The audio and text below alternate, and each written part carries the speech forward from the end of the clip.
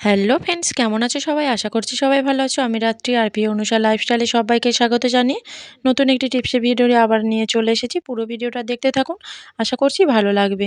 চলে আসছি প্রথম টিপসে। আর বন্ধুরা দেখুন, আমি একটা সেলো টেপ নিয়ে নিয়েছি। আর সেলো টেপগুলো কিন্তু আমাদের মুশকিলে ফেলে দেয় যখনই আমরা কিন্তু সেলো টেপটা যখন কোনো দরকারে আমরা লাগাতে যাব। আর এই সেলো টেপের গায়ে কিন্তু এটা একসঙ্গে জড়িয়ে গিয়ে লেগে যায়। তখন কিন্তু আমাদের কি হয়, এই সেলো টেপটা কিন্তু খুঁজতে খুঁজতে অনেকটা সময় লেগে যায়। আর অনেকটা সময় লাগার পরে যখন না খুঁজে পাই, তখন কিন্তু আমাদের এটা পড়েই থাকে আর ফেলে দিতে হয়। আর এটা কিন্তু আমরা ফেলে না দিয়ে এমন একটি জিনিস দিয়ে দেখুন রেখে দেব, তার উম সেটা এটা দিলে কিন্তু আমাদের এই টেপটা আর ফেলেও দিতে হবে না। আর অনেকটা সময় আমরা বেঁচে যাবে, যে টেপটা খুঁজতে খুঁজতে সময়টাও বেঁচে যাবে। দেখুন, আমি একটা সেফটি পিন নিয়ে নিয়েছি। তো সেফটি পিনটা নেওয়ার পরে দেখুন, সেফটি পিনের মধ্যে কিন্তু আমি সেলো টেপটা একটু জড়িয়ে দিলাম। একটু অল্প করেই জড়ালেই হবে। শুধুমাত্র এটা বোঝার জন্য যে আমাদের সেলো টেপটা কিন্তু আর উম আটকেও যাবে না। আমরা সহজে কিন্তু খুঁজে পেয়ে যাব। আর এইভাবে যদি আমরা রেখে দিই কিন্তু দেখুন, আর আমরা ঘরের যেকোনো এক কোণায় যদি আমরা এটা ঝুলিয়েও বা রাখতে পারি, তাহলে কিন্তু আমাদের কোনো রকম এটা খুঁজতেও হবে না, অসুবিধা হবে না, খুব সহজেই পেয়ে যাব। আর এই টিপসটা অবশ্যই বাড়িতে আপনারা অ্যাপ্লাই করবে। চলে আসছি পরবর্তী টিপসে। আমি একটা চার্জার নিয়ে নিয়েছি। তো চার্জারটা অনেক দিন ব্যবহার করতে করতে দেখা যায় যে, যেহেতু সাদা চার্জার, এটা কিন্তু অনেক সময় অনেক দিন ব্যবহার করতে করতে এটা নোংরা হয়ে যায়, কালো হয়ে যায়, দেখতেও খারাপ লাগে, কেমন একটা বাজে দেখায়। আর এই চার্জারগুলো, নোংরা চার্জার, যখনই আমরা বাইরে কোথাও হয়তো বেড়াতে গেলাম, নিয়ে গেলাম, তখন কিন্তু অনেক খারাপ দেখায়। লোকজন কিন্তু একটু খারাপ চোখেই দেখে। তার জন্য আমি কী করছি দেখুন, আর অনেক সময় ভয়ও হয় যে এটা জল দিয়ে পরিষ্কার করতে পারবো না।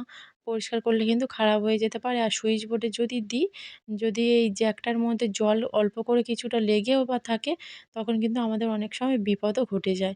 তার জন্য দেখুন, আমি এক একটু এক টুকরো অল্প করেই আমি তুলো নিয়েছি। যেমনটা লাগে ভেবে আপনারা তেমনটাই নিতে পারেন।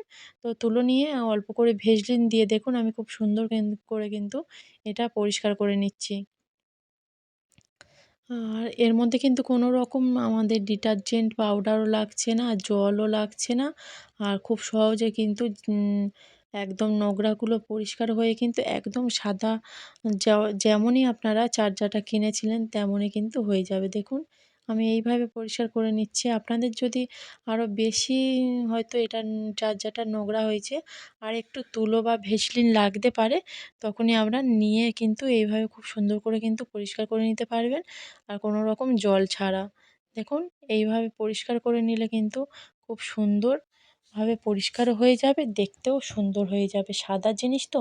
আর দেখুন কতটা নোংরা পড়েছিল চার্জারটার মধ্যে। দেখুন একদম কিন্তু কালো হয়ে গেছে তুলোটা। আর সুন্দর হয়ে গেছে আমার চার্জারটা।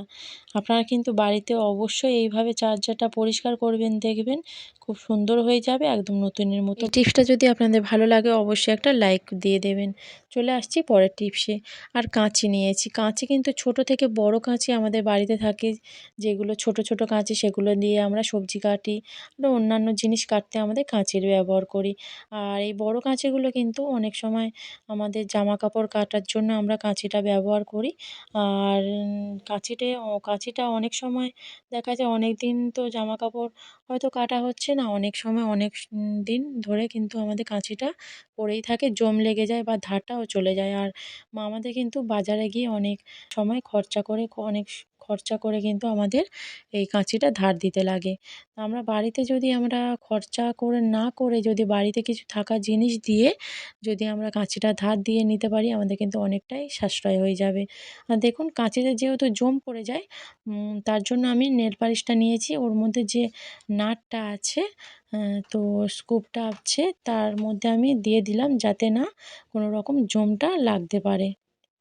আর যখনই দেখবেন যদি ধার চলে যায়, আমাদের যে নেল পালিশটা আমরা নিয়েছি, নেল পালিশের পিছনে একটু খাঁজ থাকে দেখুন।